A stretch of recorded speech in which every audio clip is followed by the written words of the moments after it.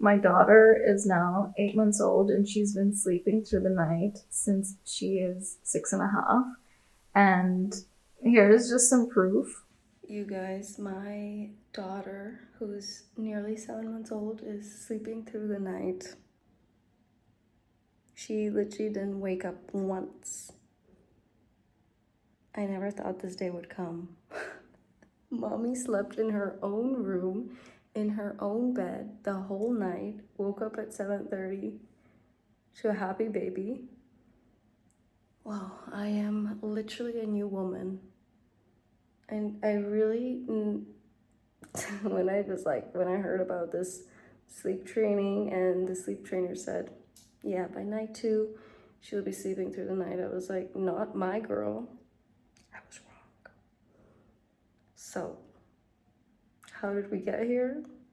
Let's rewind a little bit. Sleep training is such a controversial topic. Not everybody agrees. Everybody has different opinions, especially if you're a mom, either is a first-time mom or has been a mom multiple times. It's so controversial that I'm always worried about what I'm going to say and how another mom is going to react. I'm not an expert. I'm not a psychologist. I'm just a regular first-time mom who researched and tried to do what's best for me and for my baby.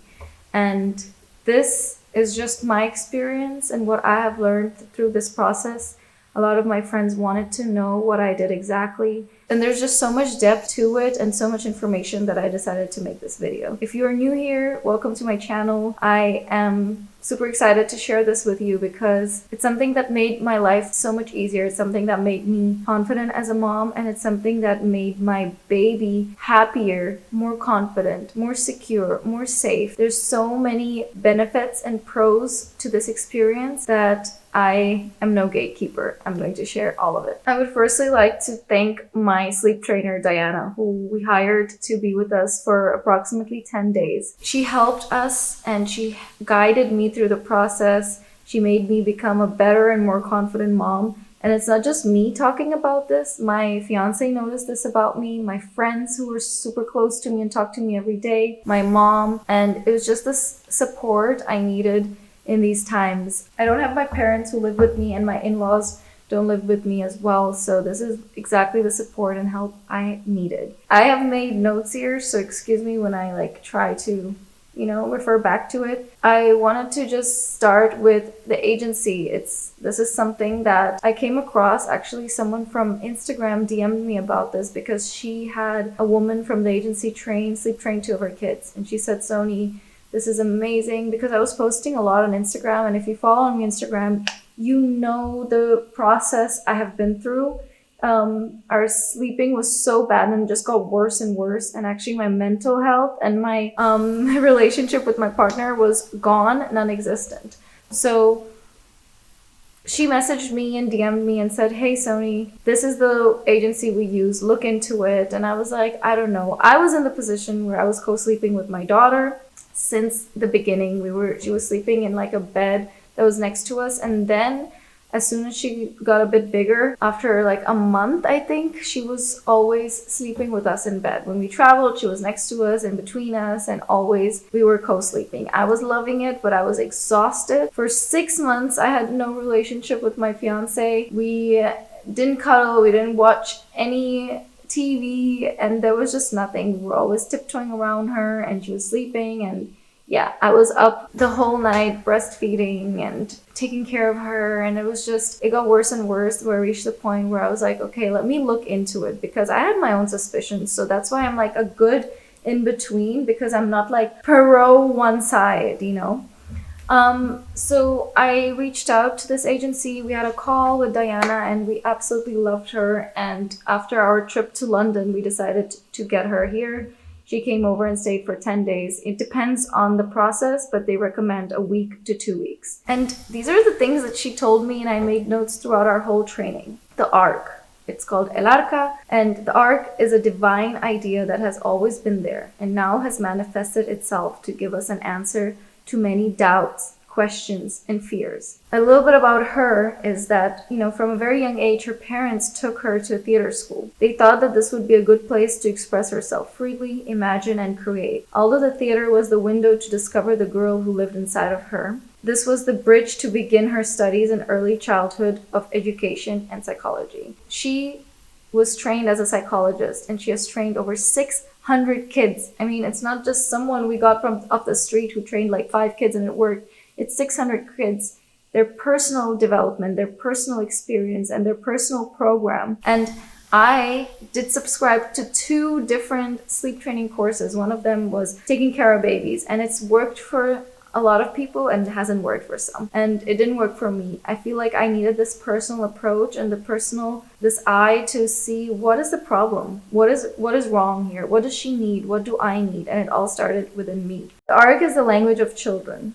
All those who are like children will be able to hear it and live it. I realized that I was carrying some of the trauma and insecurities in me from my mom. And the kids are like sponges, so whatever you're going through, and you might put on a facade and you think, everything's fine, I'm okay, but deep down, your child feels it. So I didn't really know why I was so scared and insecure and not confident. And this was the first step of healing. Because if I healed myself and I was at comfort and peace inside of me, then my baby would be too. And Zoe, she was not feeling safe or secure or at peace just because of this. So when she came, the first day, she just watches you, sees how she is, how she interacts with me, what I do with her, the feeding, the breastfeeding, etc., etc. She establishes a routine. Every day she's trying something new. Let's try this, let's try sleeping outside, let's try sleeping in, let's have puree here. So it's just like a little play, and until we figure out this is the perfect routine for everybody, but most importantly for Zoe.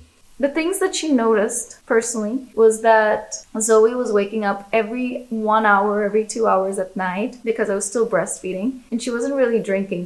This was her security and safety, was just nibbling. She was used to sleeping with my breast next to her. So she was constantly waking up and I'm gonna go back to sleep, because the only way she could fall back asleep is if I was feeding her, if I was rocking her to sleep, and it was not healthy. And the thing that we have to realize is that as humans, we grow up and we learn the ability to fall asleep on our own. Yeah, sometimes we take 5 minutes to fall asleep, sometimes we can take 15 minutes to fall asleep, but we know how to. And this is like a skill that the babies also have to develop. And once you start, rocking your baby to sleep the whole time, that's the only thing they're used to. And in my head, me as a mom, I was doing the best job I could for her. But in the end, it was a bit selfish because I didn't want to wake up at night. So my reasons were more about me and not about her. I didn't want to wake up at night. I didn't want to go to the room, pick her up, feed her. And I just wanted to be nice to myself and sleep through the night. But she wasn't getting the rest. She was not resting. There were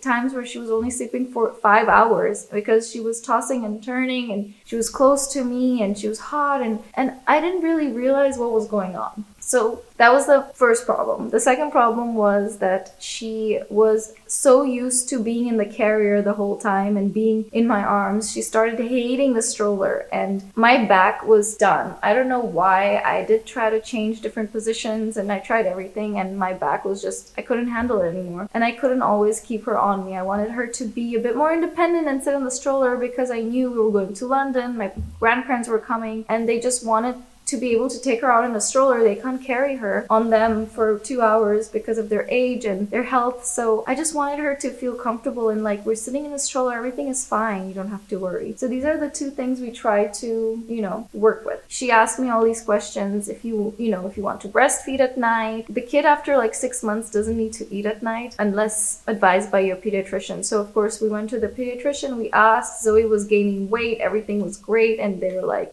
she doesn't have to eat at night. And she was okay because I could tell she wasn't hungry. She was nibbling the whole night. She was like using my breast as a pacifier. She was refusing to have a pacifier at all. She didn't want anything. She just wanted to, nibble on the breast and be rocked. We increased her calorie intake throughout the day. So number 1, find a routine and stick to it. So to break it down in several parts, what we did. Number one, establish a routine that fits to your lifestyle, to you, and most importantly to your kid, and stick to it. You need to do this every time. No excuses. The only excuse would be traveling or when the baby's sick, then the routines are kind of chaotic and all over the place, but this routine you have to stick to. Number two, higher food intake and calories throughout the day. You have to make sure that your baby is getting enough calories that they need to be getting. For example, Zoe now is 8 months and she should be getting somewhere from 620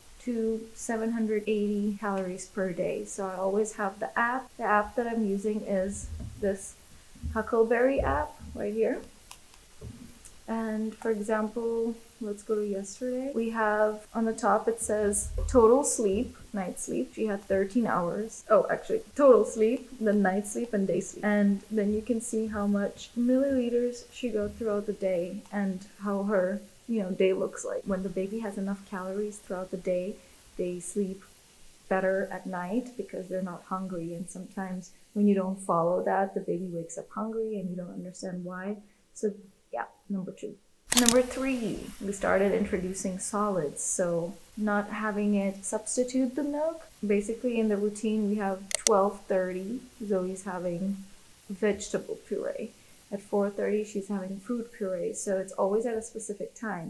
And slowly, this will substitute the bottle and the milk. But for now, we are just, getting used to the different fruits, the different vegetables, and to see if she has allergies or not, and then we would go from there. Number four, be okay with hearing your baby cry. This is the part where a lot of moms give up, don't want to do it because they don't want to hear their baby cry. They think sleep training means crying and stress, but it's actually the only way the baby communicates with you. So if the baby's not crying, then, they're not communicating their feelings, they're not communicating what they want. It's not always a bad thing, and that's something that I realized and I grew with. The first 2 days when we were sleep training, I was a bit sad and upset. I was not realizing why we're doing this and why I did this and if it's sad or if it's difficult for her. And then when I started working with myself and my emotions and my fears and why am I thinking like this? Okay, now I understand. And once I established that in my head, it got so much better. Also, my really good friend from LA, she has 2 kids now, and she said, at one point, you just realize you're okay with hearing them cry a bit, because if you have your first baby, the first couple of months, you don't know how they're communicating when they're tired, when they're hungry, when they're in pain, and then you slowly start to get to know that little new human and you understand the different cries. And I realized that Zoe was not crying, she was just protesting. And she always wanted to be in the arms, and whenever I would put her down, she's like, "Arr, arr," like this. And fast forward, you can think about when your kid is 5, causing tantrums because they want to be held in your arms and you can't do it because, I don't know, you got a surgery, you have back problems, you have a lot of things in your hand. You want to be okay with letting your kid being like, look, I can't pick you up, but we can carry on, we can do this, explaining. So when I was putting Zoe to sleep, I was like, look, I can't pick you up now, it's your time to sleep, you need to figure it out, you need to go to sleep now, I'm here. Me picking you up won't solve your problem.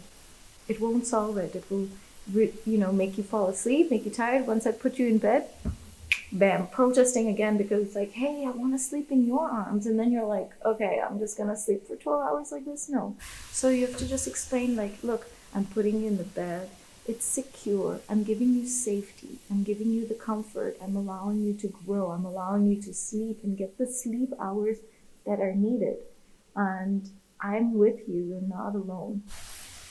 And once you start doing that and little by little letting her realize, okay, you know what, I love it here. And then she's sleeping like this for 12 hours, waking up super happy with a smile on her face, not crying. You're like, you know what, it is working. But we'll come back to that.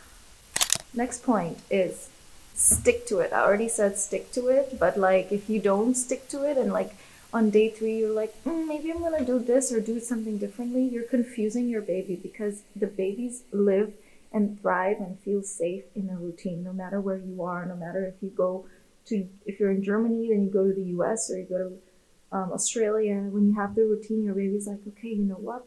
I'm safe. I feel comfortable within it. So you're giving this to your kid. I already covered it a bit, but I wrote down. She taught me that it's okay to cry it out as well. The children come into our lives to show us what we're going through. Crying it out is for the moms or the dads. It's okay to let your emotions out. It's okay to realize, what is she teaching me? What is she showing me? Why did she come into this world to show me what? They always say the kids are the vessels to us, to our souls, and you have to realize, what is she teaching you now? Okay, you know what, this is really sad. I'm gonna cry it out. I cried it out for 2 days and then that was good, and I grew as a person as well. And the last point I have here: parents go through pain so that their children do not experience it. When you experience pain as a kid or trauma, you need to heal that before you not necessarily have a kid, but this is something we think, oh, we're good now, we can have a baby, or I have so much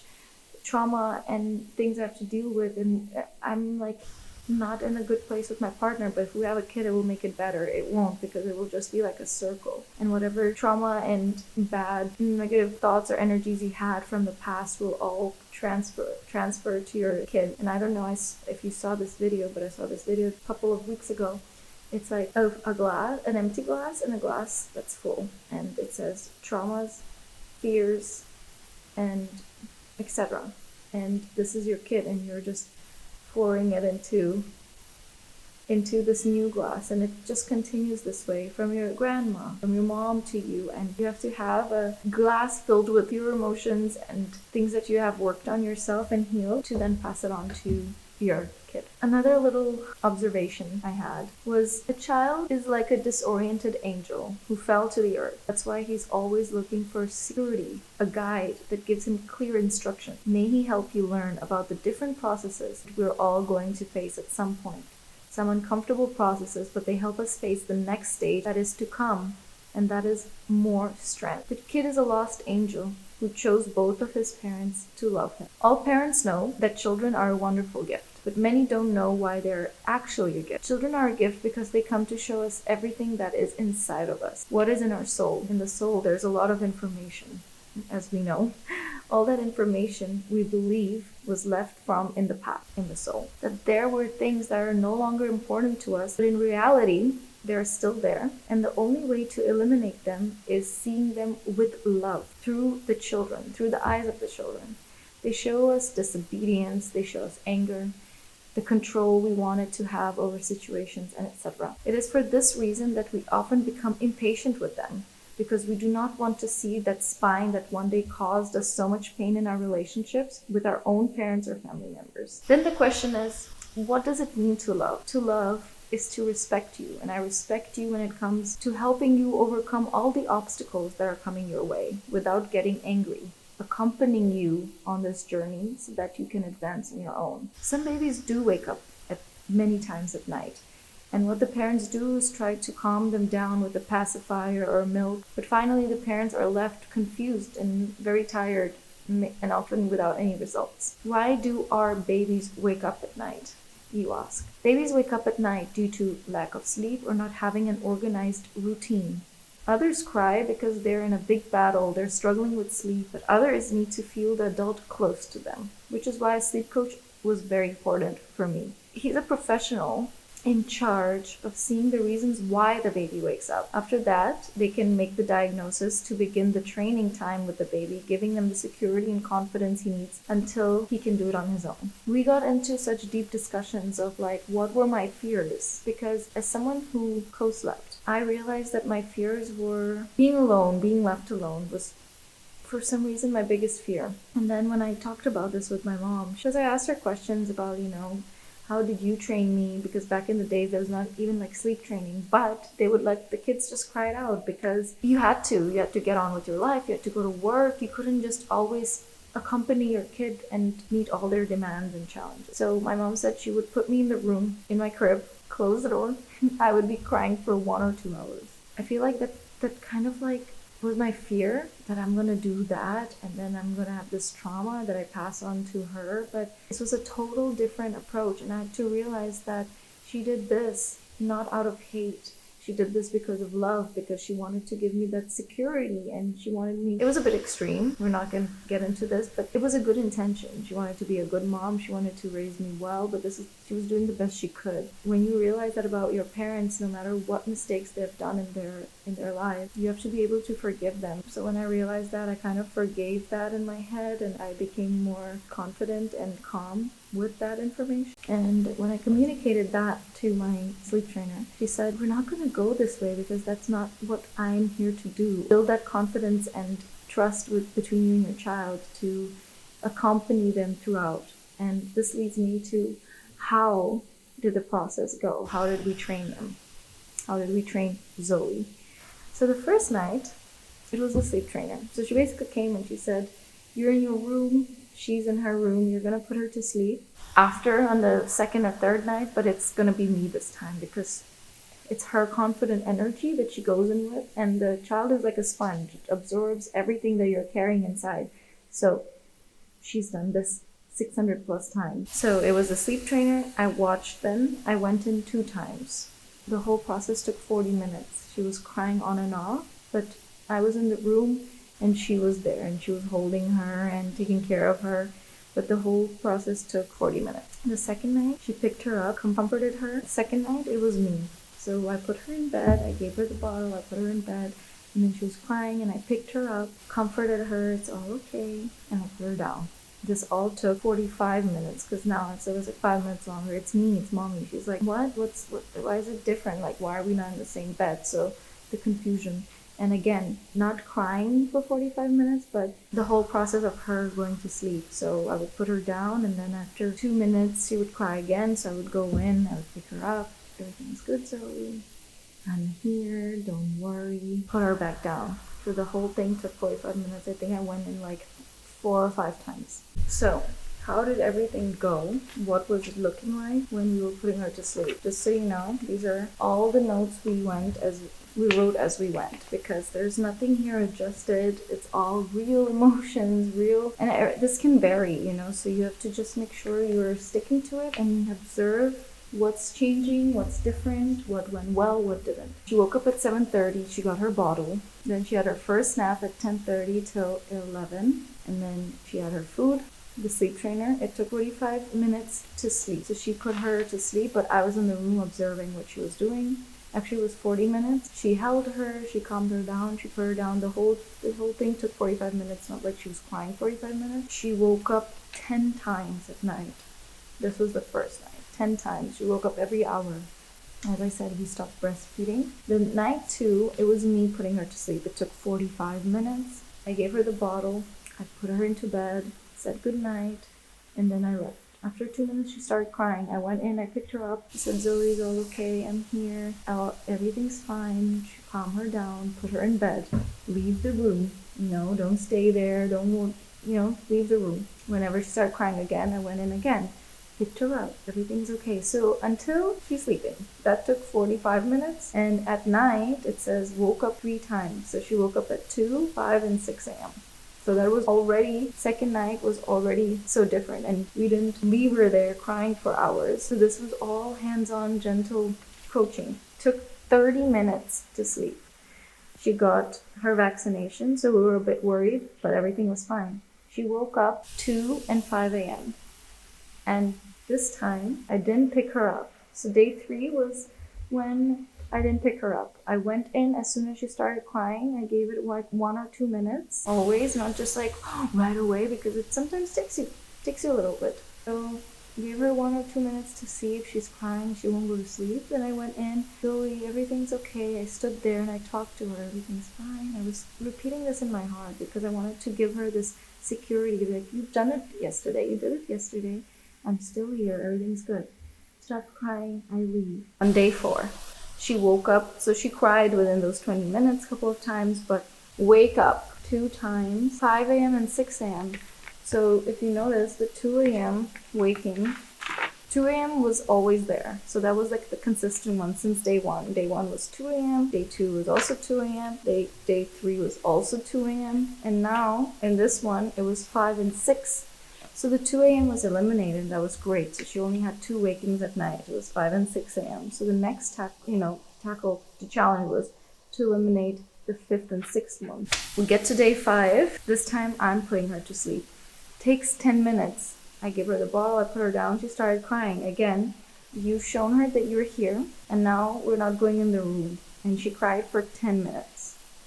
And 10 minutes in my head was like kind of the limit when I started this. And I said, okay, 10 minutes of her crying, let's see what she does. She was like, not like, oh, like crying like this. It was like a different cry. Like she was like protesting again, but she kind of like was quieting down, then crying again, then quieting a bit down. But it was like 10 minutes of that time. But she fell asleep on her own in 10 minutes. Day 6, the coach now puts her to bed. So we were always alternating because she was just trying to see if there's some of my emotions translating onto her. What's the difference, if there's any difference. But yeah, anyways, she put her to bed day 6. No crying on day 6, 0. Look at this. Sleeps all night. Not even one awakening. And that's on day 6. But the best day was when I had to do it. So day 7, this is a week of just sticking to it. We have our routine, as I've been showing you, the same routine. We're playing around with it, but she's getting her calories. We're calculating all the calories, that she's eating good, she's not hungry. I put her to sleep. So mom puts her to bed, no cry, sleeps all night. 0. I give her the bottle, I put her in bed, turns on the side. We wake up at 7 in the morning. That to me was like, whoa. And then this day, I swear, I felt like confident. I felt better. It showed because she was like so happy. And when I went in the next morning, I'm like, good morning. She's like smiling at me. She had her sleep. She feels so good. And I was just, wow, this is working. That's it. 10 days she was here. We had established a routine. We made a routine here and we're sticking to it. And nearly a month. And she's getting 12 to 13 hours of sleep, 11 to 13 hours of sleep at night. If she's waking up at night, she's making some noises for maybe a minute or two. And even if she's crying, she might cry because she's like, what's happening? What's going on? Then she goes back to sleep. I'm sleeping in my own room. My sleep is good. And you know what the most important thing is this is also what I learned from the other programs that I enrolled into. Is that what is your reason to sleep train? It was more of I am a very calm person. I'm a calm partner. I'm a calm friend. I was not getting any sleep, and the lack of sleep is the biggest punishment you can have for any human, prisoner, whatever. And I was losing it with her. I was getting mean, agitated, I was nervous, I was yelling, and I was like, what's wrong? What do you want? Those little outbreaks and outbursts. And I was like, where's this coming from? But it was because I was just so over it. I was so done. I was not getting sleep. I was not eating. I was always with her. She's always on me. And I just had to make a structure in my life, make a structure in her life, because I'm not in the right mental state. How can I be a good mom towards her? That was my goal, and I had to own it to myself. And second thing was that my partner and I had no life together. He's working, I'm being a mom the whole day. He comes home, I'm annoyed, and then at night I'm not looking forward to sleeping because I know she's gonna be up all night, so I'm not even getting my rest. And now we're both sleeping. I have my monitor, I'm always watching her, but she's sleeping. She's happy. We go to the kids park and she's the happiest kid there, and she's just so well rested, and she's getting through the day amazingly. And I'm so good. I don't even, for this month, I haven't lost it at all. I'm just so calm with her, and I've learned and developed so much as a person. To answer my, I have this written down here. It says my fear and the answer. So my fear was that she would leave me and forget about me like I did a bit with my mom. And the answer is this was going to happen if you didn't improve your relationship with your mother and learn to love her with everything she gives you. But now this will no longer happen with Zoe, because you will learn to love everything she brings you and shows you from your past. It will be beautiful. She will always be your best friend.